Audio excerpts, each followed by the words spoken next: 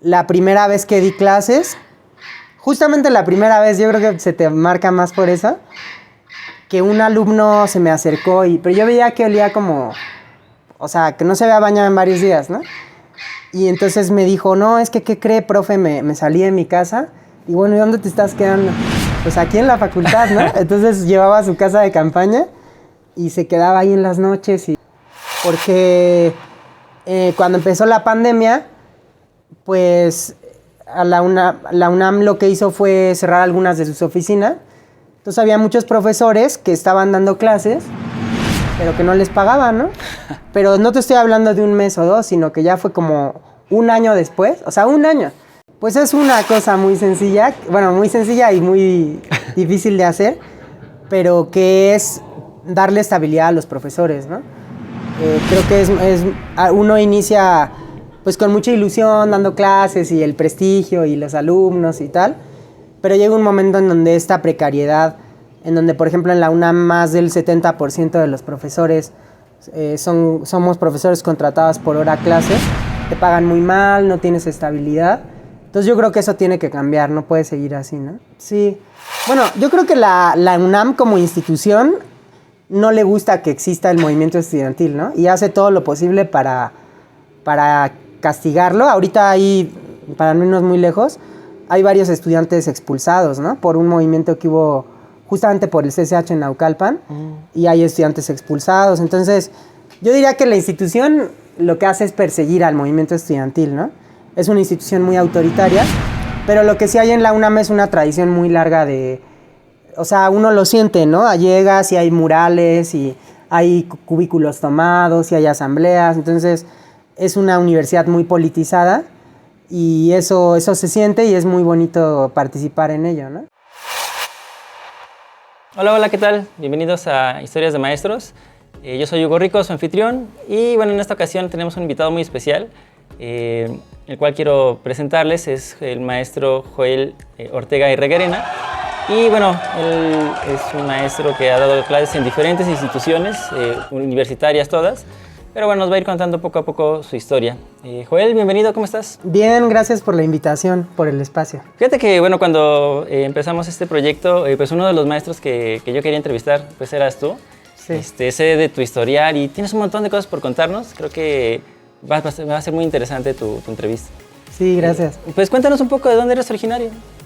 De aquí, de la Ciudad de México. ¿De qué parte? De Coyoacán, del barrio, bueno, de la colonia Jusco, que está al lado de Santo Domingo, Coyoacán, Los Pedregales, ¿no? Oh, pues es bastante como, bueno, para nosotros es muy al sur, ¿no? Pero en realidad ya casi ya no está, como que ha sido más como céntrico, ¿no? Cada vez la ciudad se empieza a hacer más hacia las orillas, ¿no? Claro, sí, bueno, en los años 60 pues estaba fuera de la ciudad, ¿no? Y luego llegaron los paracaidistas, que era una zona de pedregales al lado de CU, y pues la fueron habitando, y ya actualmente, pues sí, como tú dices, la ciudad ha crecido tanto que todavía queda mucho más al sur, ¿no? ¿Y qué tal tu infancia ahí? ¿Siempre has vivido ahí? Sí, bueno, o sea, en la zona, sí. ¿Qué tal tu infancia por allá? Pues bien, me fue muy bien, era una zona donde todavía podías jugar en la calle, o sea, nosotros jugábamos fútbol en la calle, tranquilo en general. Y bueno, yo sé que te gusta el fútbol. ¿De qué jugabas? ¿De qué jugaba? De medio izquierdo. ¿Eres zurdo? Sí, soy... creo que le llaman lateralidad cruzada. Entonces yo escribo con la derecha, pero con la pierna soy zurdo. Ah, ahora qué interesante, eso Sí, no sabía. Sí. ¿Y qué tal eras para jugar? ¿A qué equipo le vas? A los Pumas, y sí, era la época de Jorge Campos y todos ellos, ¿no? Pues bueno, no creo que sea muy, muy especial, pero me gustaba mucho jugar, ¿no? ¿Y también le vas al Barcelona? Bueno, sé que... Sí, bueno, ya más adelante me gustó pues justo la época de Messi, Guardiola y todo eso. Es que ha sido diferentes épocas, ¿no? En México con Jorge Campos pues fue toda una revolución, ¿no? Incluso pues sus uniformes, en la misma selección mexicana cuando jugaban, pues era... de niño los disfrutabas, ¿no? Sí, pues yo creo que el fútbol es un espacio muy bonito de identidad y de hacer amigos, ¿no? De socialización, Que es una lástima, en mi época pues casi éramos puros hombres los que jugábamos, ¿no? Muy pocas niñas jugaban y yo veo que ahora pues afortunadamente están jugando más las niñas, ¿no? Y eso me da gusto. Sí, hay como una mayor equidad, ¿no? De género también en este sentido, ¿no? Del deporte, ¿no? Pues yo creo que falta mucho, pero sí, más que en nuestra época. O sea, no sé, pero tú de niños en la escuela, sí, no, casi las no. niñas casi no jugaban, ¿no? Sí, bueno, y otras actividades deportivas básicamente casi no lo hacían, ¿no? Sí. ¿Y qué tal le vas en la escuela? ¿Qué tal te fue? ¿En la escuela? Pues fíjate, bien, o sea, nunca reprobé ni nada, pero yo nunca fui buena estudiante hasta la universidad. Sí, o sea, como que hacía lo necesario para pasar, ¿no? A veces me gustaban no más otras cosas. Yo desde pues sí, como desde la secundaria más o menos empecé a leer mucho, me gustaba mucho, pero leía mis cosas, no leía las cosas de la escuela, ¿no? Entonces... ¿Cómo que leías? Bueno, de niño, por ejemplo, me acuerdo mucho el libro que más el primer libro así que me impactó fue La Isla del Tesoro, ¿no? Oh. Y ya un poco, pues ya más grande empecé a leer mucho de historia.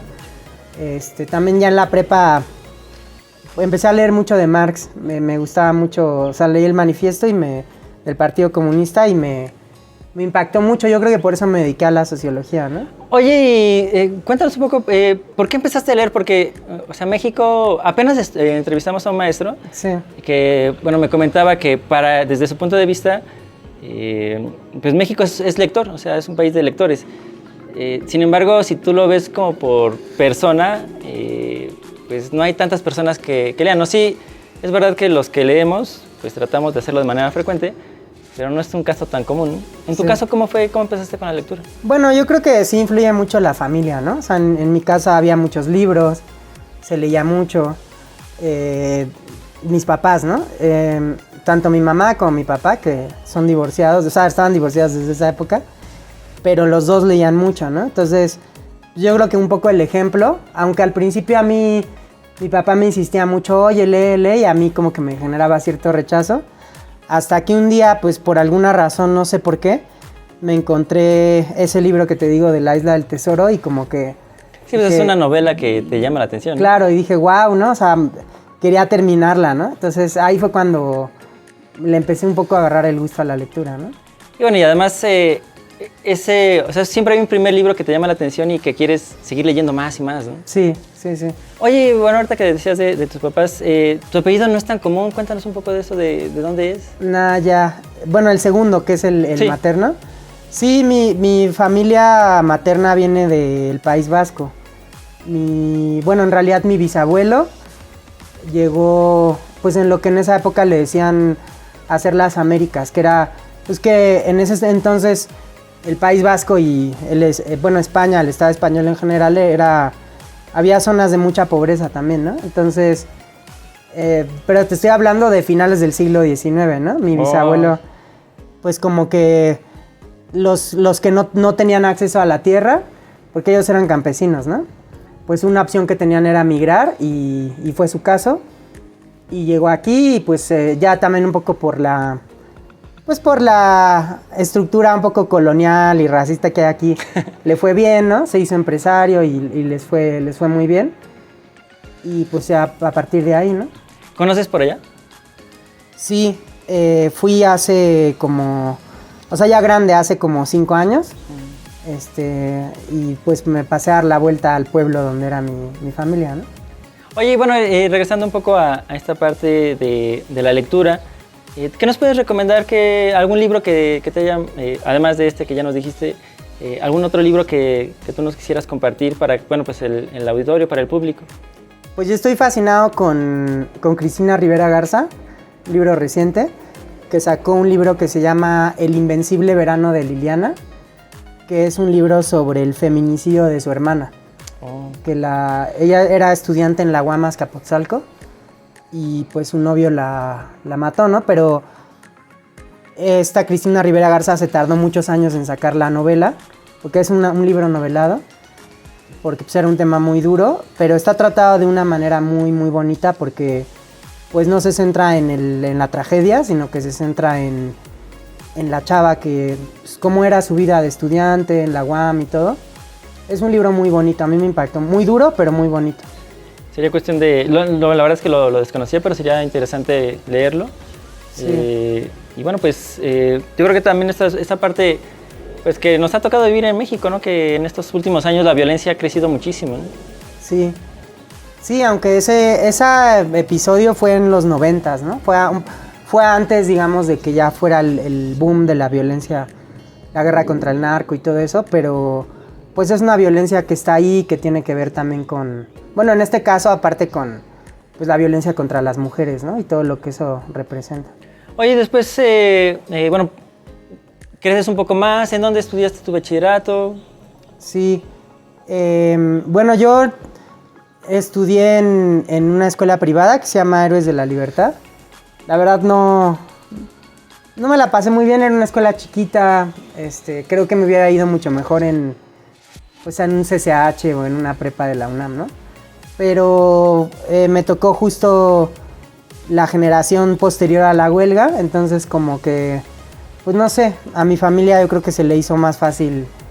Una particular. Sí, pero no lo recomiendo, yo recomiendo más bueno, en particular la UNAM creo que tiene pues muchas más cosas, ¿no? O sea, por la comunidad, por la vida cultural, política que hay, ¿no? Deportiva, etcétera. Pero después, bueno, sí entraste a la UNAM, ¿no? Sí. ¿Cómo fue esa entrada? ¿Tuviste que hacer examen para entrar? Sí, hice el examen para entrar a la carrera de Sociología y pues me fue bien, pero apenitas, ¿eh? Me acuerdo que en ese entonces, para entrar a Sociología, el rango fue los 81 aciertos. Y yo tuve 84 aciertos, o sea que Suficiente la para entrar. Claro, pero pues no es tampoco el gran puntaje, 84. Pero bueno, es que eso del examen yo creo que es una atrocidad. Creo que el evaluar en 120 preguntas a toda una trayectoria y determinarla el futuro de alguien, de un chavo además, o una chava, por 120 preguntas, pues es una atrocidad, ¿no? Tú estuviste también en esta parte acompañando, ¿no? a las personas, bueno, a los estudiantes, a las familias, que tenían este problema, ¿no? De que no tenían espacios, ¿no? Sí, hay un movimiento que es el movimiento de aspirantes excluidos de la educación superior, al que... Bueno, no quiero tampoco colgarme medallas porque es mucha chamba lo que han hecho. Yo he apoyado, digamos, soy solidario con ellos, pero para nada, no soy el que sustenta ese movimiento, claro. Pero sí, creo que hay que apoyarlos. Y durante muchos años, pues ellos han estado visibilizando el tema, han logrado que algunos estudiantes que las universidades no habían aceptado entren a la universidad por acuerdos que han tenido tanto con la UAM como con la UNAM y creo que también con el Poli. Ay, pero bueno, también es un tema ahí, pues un tanto complicado porque, o sea, hay muchas aristas de un solo tema, ¿no? Sí. Las escuelas públicas están saturadas, lo platicábamos un poco hace rato de tener grupos de más de 60 alumnos. Nos comentabas que llegaste a tener un grupo de 80 alumnos. Sí, una vez, sí. O sea, ¿cómo puedes tener esa cantidad de alumnos? Hay muchas veces, ya ni siquiera caben, ¿no? Por ello tengo una fotografía de un grupo en la facultad, en donde los alumnos ya no caben adentro del salón y estaban tomando clases afuera del salón. Claro. O sea, también se le pide de repente, pues, cupo a donde ya no hay, ¿no? Un poco, ¿cómo poder ver, no sé, soluciones alternativas? Claro. Bueno, yo creo que la solución más importante es que tiene que crecer la matrícula, ¿no? No tengo el dato ahorita exacto, pero digamos, la cobertura en México es mucho más baja que otros países. Por ejemplo, en Argentina es muchísimo más alta y la gente entra sin mayor problema, ¿no? Porque hay una cobertura más alta. Recuerdo que aquí no estamos todavía por abajo del 50%, ¿no? Bastante abajo. Y hay países como Corea o como... Sí, que ya están en más del 90%. Entonces, el Estado tendría que invertir. No es solamente de una o dos universidades, sino que se tendría que ampliar la matrícula. Por ejemplo, Lula, cuando llegó al gobierno anterior, y tuvo un incremento de la matrícula inmenso, ¿no? Construyó universidades. Entonces, bueno, eso se tendría que hacer, ¿no? Y luego ya el tema, bueno, ok, hay pocos lugares, pues tienes que seleccionarlos de alguna manera, estoy de acuerdo, pero creo que el examen es la peor, porque lo que hace el examen es castigar a los que vienen de familias con un capital cultural más bajo, porque digamos desde el lenguaje como está el examen, pues te va a ir mejor si en tu familia son profesionistas y había libros, pues te va a ir mejor, ¿no? Y le va a ir peor a los que vienen de familias más populares. Entonces yo creo que debería haber otro tipo de mecanismos, por ejemplo, y se han ensayado, ¿no? En la UAM, por ejemplo, no nada más consideran los exámenes, sino también en parte el tema de los promedios de la prepa. Está el pase automático, que es otra forma, en el caso de la UNAM. En la UASM hacen sorteos. En Brasil, por ejemplo, hacen políticas de acción afirmativa, entonces ponen cuotas, por ejemplo, para los afrodescendientes. No sé, habría que pensar... Alternativas, ¿no? Alternativas, ¿no? Sí, sí, porque, bueno, también una de las alternativas que hay, por ejemplo, en la India, es ya no tener clases presenciales, es a través que todo sea en línea. Sí. Y bueno, eso también permite que la matrícula pueda incrementar bastante, ¿no? Que bueno, son pues posibilidades a una ciudad pues tan poblada como es la Ciudad de México, ¿no? Claro. Sí, pues sí. O sea, yo creo que está bien. De hecho, también en México, o sea, cada vez crece más la educación en línea, ¿no? Sí, sí. Y a distancia y demás.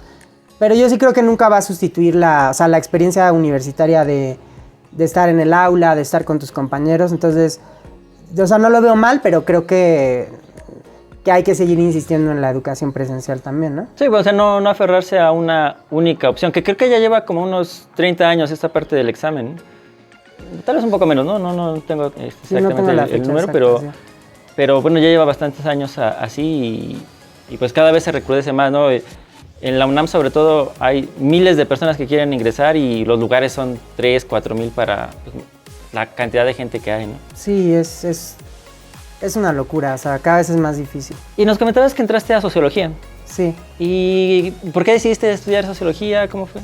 Bueno, porque a mí, como te decía, sobre todo en la prepa me gustaba leer mucho. Entonces, pues empecé a leer mucho de historia, de ciencias sociales. Y estaba entre Sociología e Historia. Y al final vi los programas y opté por Sociología y creo que fue buena decisión. Y nos comentabas también que leíste el Manifiesto Comunista. Sí. ¿Qué tanto te marcó? Mucho, porque es un libro, pues es pequeño, que serán como 40 páginas, algo así. Bueno, no sé, más o menos, ¿no? Y pero es un libro, pues muy bien escrito y que te transmite como esas ganas de cuestionar el capitalismo, de cambiarlo, entonces te genera una pasión por cambiar las cosas, ¿no? Bueno, y en un mundo, pues ahora cada vez más capitalista en el que vivimos, ¿no? Sí.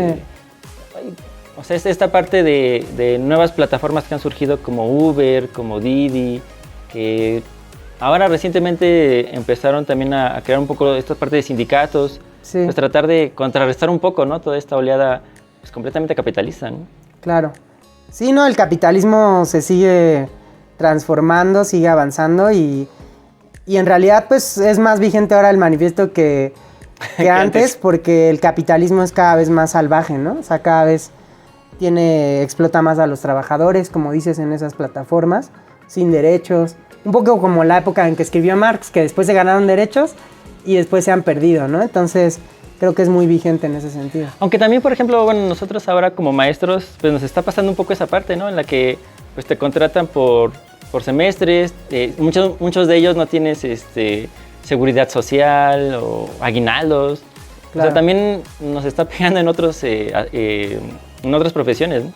Sí, totalmente. Yo creo que es una vergüenza y un crimen, digamos, las condiciones que tenemos muchos de los profesores de las universidades, que es la mayoría, ¿no? Sí. Sí, que nos pagan por hora clase, que nos pagan... Es hasta anticonstitucional, ¿no? Por ejemplo, en la UAM te contratan por trimestre y constitucionalmente no debería haber un contrato solo por 3 meses, ¿no? Entonces, y ya hay profesores que llevan en la UNAM o en la UAM o en el Poli o en muchos lados que llevan 10, 20 años dando clases y que cada semestre los renuevan, ¿no? Y eso es anticonstitucional porque no tienes estabilidad, porque, o sea, tú estás cumpliendo ese trabajo, pero no te dan la estabilidad, ¿no? Sí, no generas antigüedad, muchas veces no tienes prestaciones, algunas de ley, ¿no? Incluso. Sí, bueno, por ejemplo, en el caso de la UNAM y la UAM, que es del que conozco, sí generas antigüedad y sí tienes prestación. O sea, es como, te pagan muy mal, pero lo que sí tienes es, por ejemplo, sí tienes ISSSTE, ¿no? Entonces, como que dicen, bueno, te pagan muy mal, pero te dan prestaciones, pero tampoco está bien, ¿no? O sea, deberían tener buenas condiciones para dedicarte a dar clases, ¿no? O sea, porque aparte, pues es un trabajo muy calificado, o sea, para dar clases en una universidad tuviste que haber estudiado mucho, sí, ¿no? Sí. Oye, cuéntanos un poco tu estancia como estudiante en la UNAM, ¿qué tal te fue?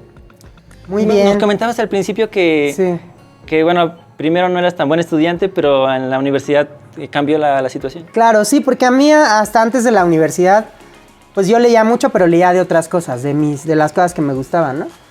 Que eran mucho de ciencias sociales. Entonces, ya cuando llegué a la universidad, pues la verdad ya había, digamos que leído algunas cosas. Entonces, se compaginaba bien, ¿no? Con lo que ya habías leído, ¿no? Claro. Y además me gustaba mucho, ¿no? O sea, me gustaba mucho ir a discutir a la clase, o sea, sí era ñoño, pero porque me gustaba, ¿no?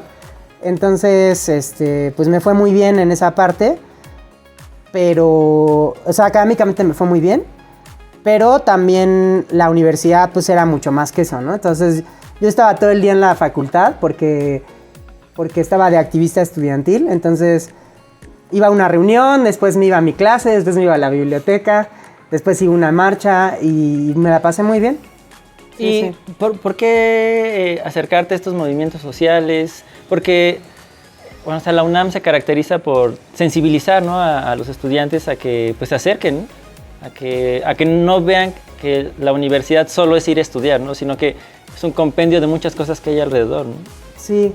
Bueno, yo creo que la UNAM como institución no le gusta que exista el movimiento estudiantil, ¿no? Y hace todo lo posible para castigarlo. Ahorita hay, para no irnos muy lejos, hay varios estudiantes expulsados, ¿no? Por un movimiento que hubo justamente por el CCH en Naucalpan. Y hay estudiantes expulsados. Entonces, yo diría que la institución lo que hace es perseguir al movimiento estudiantil, ¿no? Es una institución muy autoritaria, pero lo que sí hay en la UNAM es una tradición muy larga de... O sea, uno lo siente, ¿no? Llegas y hay murales y hay cubículos tomados y hay asambleas. Entonces, es una universidad muy politizada y eso se siente y es muy bonito participar en ello, ¿no? No, sí, bueno, y está bien, ¿no? Yo creo que el involucrarse en temas sociales, pues siempre es importante, ¿no? No dejar de ver por los demás, ¿no? Creo que ahora vivimos en un mundo en el que somos cada vez más individualistas, con este uso de los teléfonos, de toda la inteligencia pues, artificial que hay, redes sociales incluso, ¿no? Siempre estamos pensando en nosotros mismos. Claro. Y creo que esta parte de involucrarse, pues a lo mejor en movimientos sociales, es pensar en los demás, ¿no? Claro. Sí, bueno, yo creo que ha cambiado. O sea, por ejemplo, en mi época pues era más el derecho a la educación, nos tocó la represión de Atenco, de la APO, o sea, era como una cosa más política, ¿no? Mucha solidaridad con el zapatismo, o sea, eran un poco las causas en las que estábamos, ¿no? Y yo creo que en los últimos años el movimiento estudiantil sigue, pero con otros temas. Por ejemplo, ha sido muy importante el movimiento estudiantil feminista. Ahora, no prendió tanto aquí en México, pero sí en otros lados el tema del Fridays for Future, con un tema ecológico. Entonces, yo pienso que se va transformando, ¿no? Sí, son dinámicos, ¿no? Sí. Pero bueno, es parte también de ser universitario, ¿no? Totalmente. Oye, cuéntanos, ¿en qué momento empiezas a dar clases? ¿Terminas sociología y inmediatamente empezaste a dar clase? ¿O dentro de la misma universidad ya dabas algunas clases? Cuéntanos. Sí, lo que pasó fue que yo hice mi servicio social como adjunto, ahí mismo, con un profesor que es Juan Brom. Bueno, ya murió hace poco, bueno, hace algunos años ya. Que es un historiador muy famoso porque tiene unos libros de historia de México. Entonces yo empecé como su adjunto y él ya estaba grande, o sea, ya estaba mayor. Y justo cuando yo me titulé de la carrera, él se enfermó. Entonces me dijo, oye, pues tú eres mi único adjunto que ya está titulado. y entonces pues tú vas a dar la clase. Entonces yo inicié, o sea, literal me había titulado y ese semestre empecé a dar clases, ¿no? ¿Y recuerdas esas Muy primeras joven. clases? Sí, pues nervioso, ¿no? Nervioso, había muy poca distancia entre, o sea, yo le llevaba como 2, 3 años a los estudiantes, ¿no? Pero yo ya no era el adjunto, ya era el profesor titular, ¿no? ¿Y cómo es ese sentimiento de...? Porque bueno, nos ha pasado, pues yo creo que más de un par de veces que, bueno, antes, ahora ya tal vez no tanto, pero pues que nos confundían con alumno, ¿no? ¿Cómo te sentías con eso? No, pues, o sea, lo que pasa es que en cuanto llegas y empiezas a dar la clase y, digamos, ya tienes cierta formación, pues se ve la distancia, ¿no? Más allá de que te veas igual que ellos, pues ahí se marca cierta distancia. Y luego también la institución, o sea, el dar clases, es como, no sé si te pasó, pero es bien chistoso. La primera vez que llegas a dar clases es como una magia, porque quien sea que dé la clase, como que tiene una autoridad y los estudiantes le hacen caso, ¿no? Entonces, como que sientes o sea, tu lugar en esa posición social, más allá de lo que tú digas, socialmente se te da esa autoridad, ¿no? Entonces, pues luego lo sientes, ¿no? Oye, creo que ahí es bien importante que también, o sea, por otro lado, que no sobrepases a veces esa autoridad, ¿no? Porque también hay muchos maestros que pues hacen abuso, ¿no?, de todo esto. Claro. Pero pues, es parte a lo mejor, ¿no? De unos son de una forma, otros pues de otra, ¿no? Claro. ¿Y qué tal te fue en esas primeras clases? ¿Cómo eran tus grupos? ¿Qué materia diste? Esa vez di Historia de México. Bueno, hay dos en esa época había dos, que era Historia de México moderno, que es el siglo XIX, y Historia de México contemporáneo, que es el siglo XX. Entonces esas fueron las que yo inicié dando y la verdad es que me fue muy bien porque también, como había sido adjunto de este profesor, pues ya tenía muy trabajado los temas, ¿no? Entonces no tuve tanto problema. Sí, como te decía, pues la verdad nervioso. Siempre, ¿no? Todavía me pasa, o sea, yo ya lo manejo mejor, pero sí me da ciertos nervios, ¿no? El hablar con los estudiantes y tal. El que salgan bien las cosas. Pero en general creo que me fue bien, ¿Y así cuánto estuviste? Eso fue pues hace más de 10 años. Fue en el 2010, 14 años. ¿Pero has seguido dando clases en la UNAM? Sí. Sí, de manera intermitente, o sea, esa fue la primera vez que di. Después di un par de semestres, después ya no me dieron cursos, después regresé y así. Pero sí he seguido tanto en la Facultad de Ciencias Políticas como en la Facultad de Filosofía y Letras. Oye, Facultad de Ciencias Políticas es creo que la única facultad que está fuera del campus, ¿no? No, sí está en el campus. No, pero, o sea, si tú te sitúas a, digamos... Está en la periferia, o sea, está dentro de Ciudad Universitaria, pero está un poquito lejos. Pero no, digo, está cerca está Ciencias, cerca está Trabajo Social también, entonces Contaduría, o sea, sí hay varias facultades por ahí. Por ahí cerca. Enfrente está la de Cine, o sea, sí, pero sí es una facultad que está lejos, ¿no? Lo que decíamos un poco en broma, un poco en serio, es que antes la Facultad de Políticas está en lo que hoy es la Facultad de Derecho, en una zona de Derecho, ¿no? Pero después de los 60s, pues era una facultad tan revoltosa y tan combativa que la mandaron lejos, ¿no? Igual que Ciencias, que eran dos facultades muy, muy movidas y las mandaron lejos. Y bueno, siguen siendo las más pues dinámicas en este sentido. Sí, junto con Filosofía, yo diría, ¿no? Bueno, pero Filosofía ya es difícil que la saques de ahí. Sí, exactamente, sí. ¿Y en dónde más has dado clases? Bueno, ahora estoy dando clases en la UAM, Xochimilco, y también di clases un tiempo en la UAM Coajimalpa. He dado clases también en alguna escuela privada que se llama, bueno, sí, Centro de la Comunicación, algo así. Y también di clases, una experiencia muy bonita, que es en el Instituto Superior Intercultural Ayuc. ¿En dónde está eso? Es una universidad intercultural en la Sierra Mije, en Oaxaca, que la idea es que sea una universidad para las comunidades. Entonces ahí también toman, o sea, bueno, van comunidades indígenas, estudiantes de comunidades de Oaxaca, de varias lenguas, y es un proyecto muy interesante. O sea, ¿fuiste para allá a dar clases? Sí. ¿Cuánto tiempo estuviste allá? Estuve un par de semestres, pero allá, claro, como está lejos, lo que hacen es que das la clase una semana, luego, o sea, das como la mitad del semestre una semana, y luego regresas al final del semestre a dar la otra semana, y ellos te dan hospedaje y todo. Lo hice, le llaman ellos tequio académico, o sea, no me pagaron, sino que fue solidario, digamos.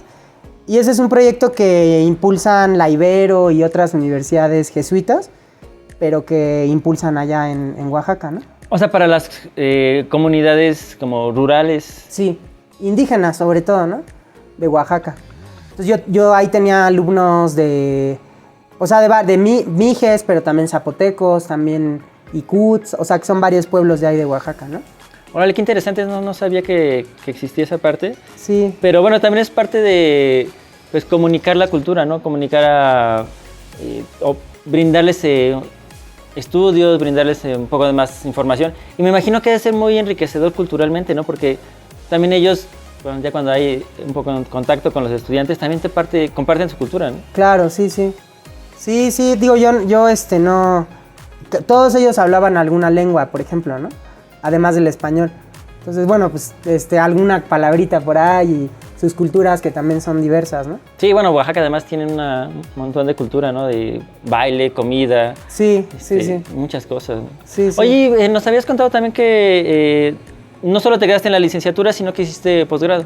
Sí, después hice la maestría en estudios latinoamericanos y el doctorado en ciencias sociales, también ahí en la UNAM. ¿Qué tal te fue? ¿Te seguías dando clase y a la vez estudiando o lo dejaste por un tiempo? No, sí, en la maestría y en el sí, en la maestría fue cuando empecé a dar clases.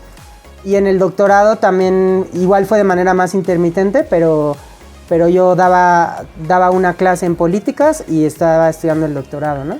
Y bueno, aparte de esto, te fuiste a España, que nos comentabas. Sí, hice una estancia en la Universidad Complutense de Madrid. ¿Fue cuando pasaste allá al País Vasco? Sí, justamente, aproveché que ya andaba ahí cerca. Sí. ¿Qué tal es en España? ¿Qué tal te fue? ¿Qué fuiste a hacer allá?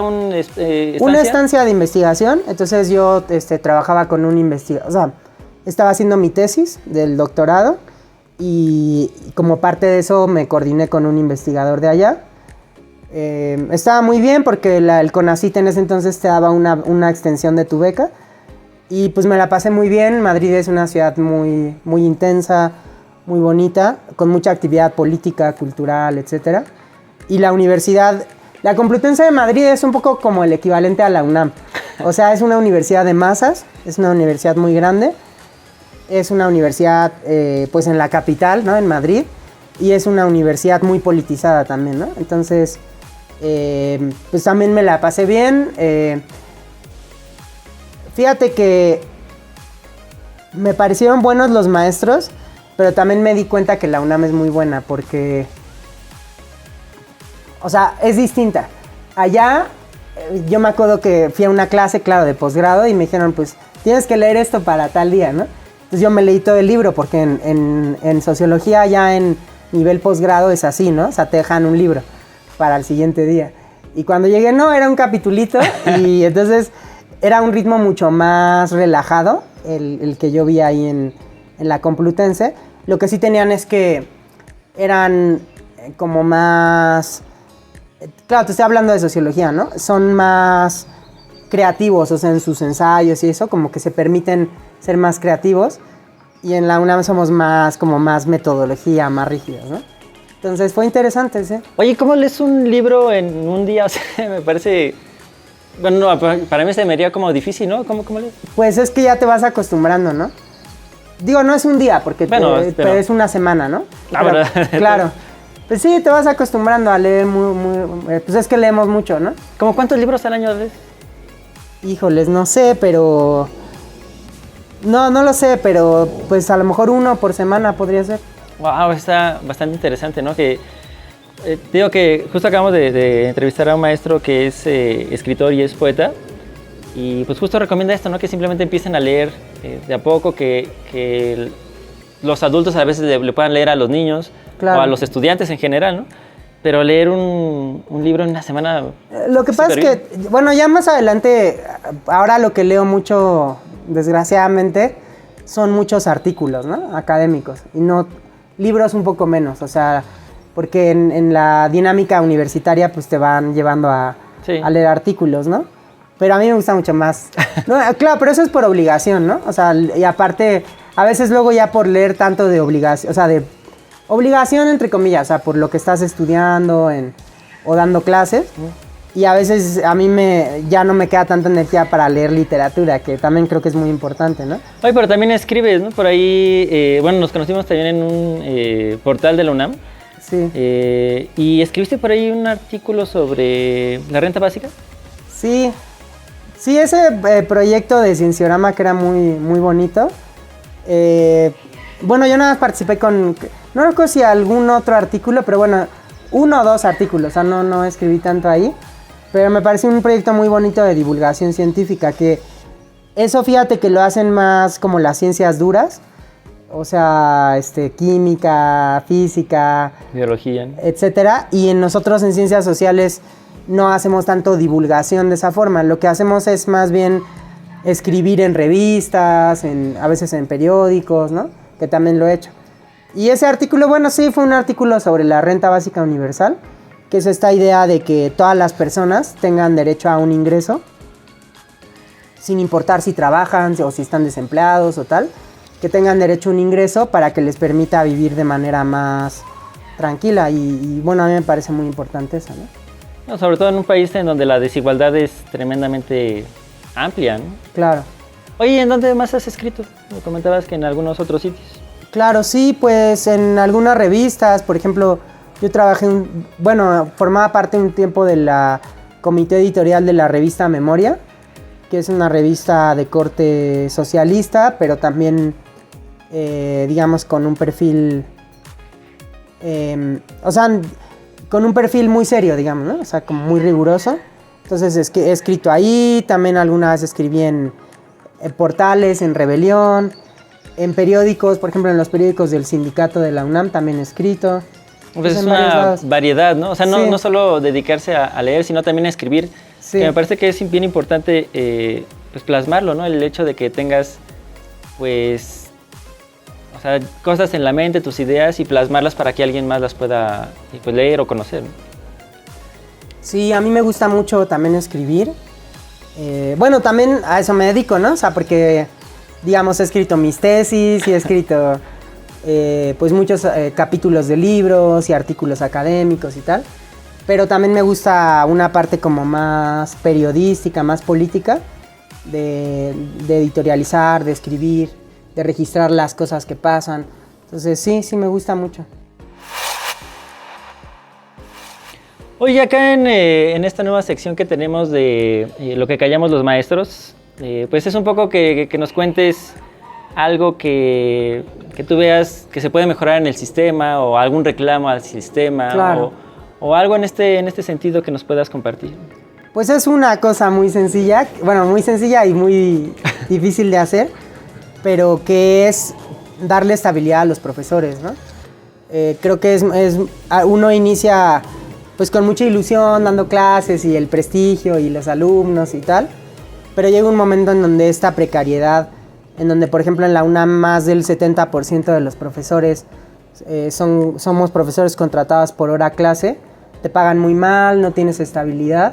Entonces yo creo que eso tiene que cambiar, no puede seguir así, ¿no? Apenas ya tiene algunos años que se hizo un movimiento, ¿no? De precarización de maestros de la UNAM, ¿no? En particular, ¿no? Sí, justamente en la pandemia se llamó el movimiento UNAM no paga, porque cuando empezó la pandemia, pues la UNAM lo que hizo fue cerrar algunas de sus oficinas. Entonces había muchos profesores que estaban dando clases, pero que no les pagaban, ¿no? Pero no te estoy hablando de un mes o 2, sino que ya fue como un año después, o sea, un año, en donde los profesores en medio de la pandemia tuvimos que poner de nuestros recursos también, porque las clases las dábamos por Zoom, ¿no? Entonces, pues tu computadora, tu internet, sí, luz. Tu luz, todo. y el trabajo además que fue mayor, preparar las clases en esas condiciones y todo. Y la UNAM, en lugar de apoyar a sus profesores, pues simplemente no les pagó, ¿no? Entonces, como un año después, varios profesores ya empezaron a decir, oye, ¿cómo puede ser que no nos estén pagando? Entonces, claro, todavía era todo en línea, pero se hicieron varios paros. Todo empezó en ciencias, pero después siguió a otras facultades, economía. Bueno, yo hice un artículo con el profesor César Pineda, que luego te lo paso también. Está bien. Y registramos que había en algún momento más de 20 escuelas en paro, ¿no? Y al final lo que hizo la UNAM fue, bueno, al final sí les pagó. O sea, como que esos retrasos los fue pagando. Pero la otra demanda, que era el tema de la estabilidad laboral, pues esa sí no hizo nada, ¿no? Sí, porque muchos maestros en la UNAM pues, viven justo en esta precarización, ¿no? De salarios pues, muy bajos y condiciones laborales que pues, no te permiten crecer emocionalmente, tener una estabilidad. Por ejemplo, si ya estás en una familia, claro, pues eso no te permite que puedas estar tranquilo, ¿no? O sea, muchos de ellos semestre con semestre renuevan sus contratos, o algunos están medio contratados por tiempo indefinido, pero pues también en el momento que quieran, pues te dicen adiós, ¿no? Totalmente. Sí, no, o sea, hay como, dentro de ese 70%, un poquito más de profesores de asignatura, hay distintos perfiles, ¿no? Por ejemplo, están los profesores profesionistas, que son, por ejemplo, el típico ejemplo es un dentista que tiene su consultorio, vive de eso, pero va a ir a una clase en la UNAM y está contento y realmente no le importa que le paguen poco, ¿no? Pero esa es una parte. Luego otros son profesores un poco como yo inicié, entiendo que tú también, que era, pues mientras estoy estudiando la maestría, doy una clase y tampoco te importa tanto porque eres joven y porque tienes la beca de la maestría y tal, ¿no? Generas un poco de experiencia. Ajá, pero eso se va porque, claro, la maestría se acaba, el doctorado se acaba y dices, oye, ya llevo, no sé, 5 o 6 años dando clases y ya quiero estabilidad y no te la dan, ¿no? Y hay profesores que son profesores, que son muchos, que sí viven realmente de eso, ¿no? Entonces que tienen que andar buscando horas por donde puedan, ya no nada más en la UNAM, sino en otras universidades para sobrevivir porque pues sí el salario es muy bajo, ¿no? Sí, pues das unas clases aquí, luego te vas a otras clases por allá y mucho, o sea, una de la problemática de eso es que, o sea, en esta gran ciudad, pues entre una escuela y otra, pues puedes perder 2-3 horas de tu vida, y luego vas a otra, y eso pues es bastante complicado, ¿no? O sea, sí debería de, pues, modificarse de alguna manera, ¿no? Totalmente. En Estados Unidos, ¿cómo le llamaban? Algo así como profesores de... ¿Cómo le llamaban? Bueno, algo así, no es el concepto, pero como profesores de taxi o algo así, porque iban corriendo de una universidad a la otra, ¿no? Y aquí hay un profesor que es Gil Antón, del Colegio de México, que les llama los profesores de tiempo repleto. O sea, no son los de tiempo completo porque no tienen un contrato de tiempo completo, pero sí de tiempo repleto porque van preparando un montón de clases, van de un lado para el otro, dan, o sea, un montón de horas y no tienen tiempo para investigar, no tienen tiempo para descansar, ganan poco, entonces es muy injusto, ¿no? Sí, no, y aparte para preparar tus clases en esas condiciones es bien complicado, ¿no? Porque, sí, o sea, tienes el tiempo ocupado dando clase, pero para prepararlas, pues, o sea, como mínimo requieres el mismo tiempo en el que das la clase, ¿no? Pero si estás corriendo de todo el tiempo de un lugar a otro, totalmente. pues, ¿en qué momento los preparas, no? Y entonces, pero, por ejemplo, en la UNAM nada más te pagan la hora frente al grupo. Sí, claro. Entonces, te pagan 2 horas. Si tú das 2 horas, te pagan 2 horas. Pero tú y yo sabemos que tienes que preparar las clases, tienes que leer, tienes que calificar trabajos. Entonces, en realidad, hay un trabajo que no te están pagando, ¿no? Sí, y además si es precario, pues todavía se precariza más, ¿no? Sí. Pues ese es un buen argumento, ¿no? Como para ver qué se pudiera hacer, ¿no? O sea, qué se puede modificar para, a lo mejor, contratarlos de manera, pues, definida, pudiera ser una opción, ¿no? Totalmente. O como dices, a lo mejor en esta parte de crecimiento de universidades, pues, muy bien caben estos maestros, ¿no? Que están de un lugar a otro, que puedan ya establecerse en algún punto, ¿no? Claro. ¿Lo ves viable para un mediano plazo, tal vez? Yo escribí también hace tiempo en una revista un artículo que, o sea, hablaba de esta contradicción que era, por una parte la universidad rechaza a los estudiantes, o sea, hay muchos estudiantes que quisieran entrar a la universidad y que no tienen lugar. Y por otro lado, hay muchos profesores universitarios que no tienen dónde dar clases, ¿no? Entonces yo creo que, digamos, el recurso humano ahí está. O sea, hay muchísima gente preparada que podría dar clases perfectamente, hacer investigación. Entonces yo creo que sí es tarea del Estado incrementar muchísimo las universidades, ¿no? Y además el país lo necesita, o sea, necesitamos pues más ingenieros, más programadores, más de todo, ¿no? Más médicos. Sí, pues o sea, está todo el caldo de cultivo como para que se dé. Totalmente. Pero no hay esa iniciativa para que se fomente, ¿no? Totalmente, totalmente. Pues qué lamentable situación, ¿no? En la que pues, de alguna forma pues, nos ha tocado vivir y trabajar, ¿no? Totalmente. Pero bueno, por otro lado también está la parte bonita en la que lo platicábamos también un poco hace rato, en la que damos clase pues, porque nos gusta, ¿no? Yo creo que hace rato te pregunté que cómo te había ido y me pareció que disfrutas tus clases, por ejemplo, ¿no? Sí, sí, sí. Sí, no, pues es que es también esa contradicción, ¿no? Las condiciones de trabajo son muy malas, o sea, en términos económicos y eso. Para los de asignatura, para los de tiempo completo, no. Esa es otra cosa diferente. Pero el trabajo es muy bonito, ¿no? O sea, es muy enriquecedor. Bueno, para dar una clase tú tienes que aprender un montón, ¿no? Tienes que aprender más de lo que tus alumnos, seguramente. Y luego la interacción, o sea, nunca un grupo es igual, siempre aprendes mucho de ellos, ¿no? Entonces eso es muy bonito. Sí. Y pues bueno, es un poco que nos cuentes algo que te haya pasado, que tú consideres que es diferente, que es anecdótico, que, pues no sé, que nos puedas compartir por acá algo. Pues bueno, yo creo que en las universidades públicas, en las privadas no... Bueno, salvo una que di muy poquito tiempo, pero en general he dado en públicas y pues los alumnos son en general, pues de sectores populares también, ¿no? Muchas veces son de familias que es la primera vez que dan clases, entonces pues a veces sí he visto condiciones difíciles, ¿no? Me acuerdo, por ejemplo, la primera vez que di clases, justamente la primera vez, yo creo que se te marca más por eso, que un alumno se me acercó, pero yo veía que olía como, o sea, que no se había bañado en varios días, ¿no? Y entonces me dijo, no, es que, ¿qué cree, profe? Me salí de mi casa y bueno, ¿y dónde te estás quedando? Pues aquí en la facultad, ¿no? Entonces llevaba su casa de campaña y se quedaba ahí en las noches y... En la UNAM. En la UNAM, ¿no? Y claro, yo creo que duró unos días y después habrá encontrado otra cosa, pero a mí sí esa vez me impactó, ¿no? O sea, que el chavo no dejaba de ir a las clases, eso sí, ¿no? O sea, porque estaba ahí. Entonces, esa es una anécdota.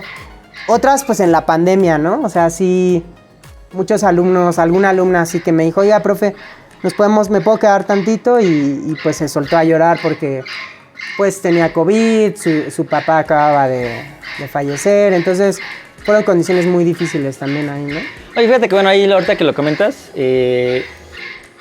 a lo mejor tenía ganas de desahogarse y nosotros como maestros, pues muchas veces somos esa fuente, ¿no? De cercanía, de desahogo, y creo que es también esa parte en donde uno pues trata de llevarse bien con los alumnos, ¿no? Y justo hacen este match, ¿no? Con nosotros. Claro. Que también hablando de chismecito, en la pandemia también di en la UAM, entonces me acuerdo en la UAM Xochimilco, entonces terminé el trimestre y varios alumnos me escribieron que estaban muy tristes porque su nuevo profesor era súper violento, ¿no? Y me mandaron unos videos en donde, claro, porque como era sí, se pueden grabar, ¿no? Era online, y un señor súper mala onda que los alumnos le decía, ¿cómo te llamas? No, pues Hugo. Hacía un chiste así de Hugo, o sea, obsceno. Y entonces, por ejemplo, una alumna me dijo, o sea, se salió de la UAM porque, o por lo menos se salió como un año porque dijo, yo no puedo estar con este profesor, ¿no? Entonces también hay cosas feas de ese lado. Sí, pues están los contrastes a veces, ¿no? Que pues hay maestros que también son así, ¿no? Como comentas, y por acá también en la pandemia, por ahí, si no mal recuerdo, como por 2021, corrieron no sé si corrieron, pero se metieron en algunos problemas algunos maestros en Facultad de Química. Sí, me acuerdo, sí. Porque justo hacían chistes y pues cuando estás en tu clase normal, antes de pandemia o post pandemia, pues no hay alguien que te vaya a grabar, ¿no? Pero justo se puede documentar todas estas partes y maestros que pues antes no tenían ninguna repercusión, ahora sí claro. Al menos se hizo notar, ¿no? No, incluso ese de química, si no mal me acuerdo, era medio acosador el tipo, aparte, También ¿no? parece que sí, ajá. Entonces sí, no, o sea, también hay cosas feas, pues. Sí, pues bueno, la academia brinda muchas cosas, ¿no? Tanto buenas como malas, ¿no? También Sí. en esta parte, pues donde agredes a los alumnos, y justo un poco yo creo que por lo que comentabas al principio, ¿no? O sea, tienes el poder y cada quien lo ostenta de manera diferente, ¿no? Sí. Sí, claro, o sea, sí tienes un poder como profesor porque pues los puedes reprobar simplemente, ¿no? Y además tienes como un aura, o sea, como esta cosa sagrada de antes era el cura, ahora es el profesor, o sea, también, ¿no? Tiene como un cierta aura, Sí. pero pues hay que ser muy cuidadosos con ese poder, ¿no? Yo creo que ser lo más democráticos, o sea, intentar que ese poder sea menor, intentando dialogar, intentando ser respetuoso y bueno, y ser muy responsables con ese poder, ¿no? Sí, porque bueno, también como comentas, ¿no? Tanto podemos hacer que los alumnos, como en este caso del chico que, pues a pesar de no tener un hogar momentáneo tal vez, Sí. pero sí va a clases, Sí. pues me imagino que a lo mejor por el interés que tenía, a lo mejor por la clase que dabas, pero también está el otro lado, ¿no? Donde malas acciones pueden hacer que pues, a lo mejor buenos estudiantes deserten, ¿no? Totalmente, totalmente. Y ahí es tener ese pues, equilibrio, ¿no? Sí. Pues, Joel, estamos ya casi por terminar en esta entrevista. Se me ha ido muy rápido el tiempo, la verdad. Sí. Y pues quisiéramos que para que nos contaras alguna reflexión final, algo que nos quisieras compartir de todo esto que te ha tocado vivir, tanto en la parte pues, social de los movimientos o dando clases, algo que nos quisieras compartir. Pues yo diría que me quedo con una parte positiva. O sea, para mí la universidad ha sido muy importante, tanto como alumno como profesor. Creo que sí tiene una posibilidad de cambiar las cosas. Bueno, yo como sociólogo eso me interesa mucho. O sea, sí de cambiar el mundo finalmente, ¿no? De señalar algunos problemas que hay y para cambiarlos. Entonces creo que es un espacio privilegiado para eso. Pero también creo que es un espacio que no está exento de tener pues, sus problemas, donde hay mucho autoritarismo también, donde hay esta precariedad. Entonces es un espacio, insisto, muy bonito, que tiene muchas posibilidades de cambio, pero que también tiene que cambiarse a sí mismo, ¿no? O sea, que tiene que ser una universidad más democrática, con más derechos para los profesores, etcétera, ¿no? Pues suena bastante bien, ¿no? Yo creo que ahí sería cuestión a lo mejor de trabajarlo, ¿no? De tratar de que la gente lo pueda intentar, ¿no? Gente que está en el poder, volvemos a esta misma situación, pues que lo intente, ¿no? Que no solo se quede pues, por acá, porque creo que muchos maestros estamos en esa misma dinámica de tratar de cambiar las cosas, pero pues no sé, de alguna forma se ha quedado como ahí estancado, ¿no? Y tanto salarios como, pues no sé, el mismo ambiente laboral en el que trabajamos a veces no es pues el más adecuado, ¿no? Para poder desarrollarnos. Claro. Pero creo que se podría, ¿no? ¿Alguna propuesta que nos quieras compartir acerca de esto? Bueno, pues no hay de otra que organizarnos, ¿no? O sea, solos va a ser muy difícil, pero si tenemos organización, si tenemos nuestro sindicato, por ejemplo, pues eso nos va a ayudar mucho, ¿no? Yo creo que va por ahí. Pues ojalá se pudiera dar, ¿no? Esta situación. Oye, y bueno, también que nos puedas compartir por ahí los artículos que de los que nos comentabas, por acá a lo mejor dejarlos en la descripción. Sí, pues para que se animen a leerlos, ¿no? Y pues tratar de cambiar las cosas, ¿no? Yo creo que es parte, como dices, ¿no? De la sociología, que trata de ver esos problemas, ¿no? Y tratar de darle soluciones, ¿no? Totalmente, totalmente. Pues muchas gracias por estar por acá, muchas gracias por esas palabras, por esta entrevista. Y pues también quisiera por acá compartirles que tenemos la página de Facebook para que nos puedan seguir. Tenemos, bueno, que también nos puedan regalar una suscripción. Hemos ido creciendo, ya estamos casi por llegar a los 700 suscriptores. Y pues nada, tratamos de seguir con estas entrevistas, que me parece que son importantes para tratar de visibilizar pues todas estas partes que tanto positivas como negativas que deja también la academia. Y pues bueno, trataremos de continuar con estas charlas. También si conocen algún maestro que quiera que entrevistemos, pues estamos dispuestos acá a entrevistarlo, solo háganos llegar el contacto y pues veremos qué se puede hacer. Pues muchas gracias, Joel. No, a ti por el espacio y pues sí, suscríbanse, que es importante que crezcan este tipo de espacios, ¿no? Muchas gracias. Pues hasta luego, nos vemos en la próxima. Hasta luego.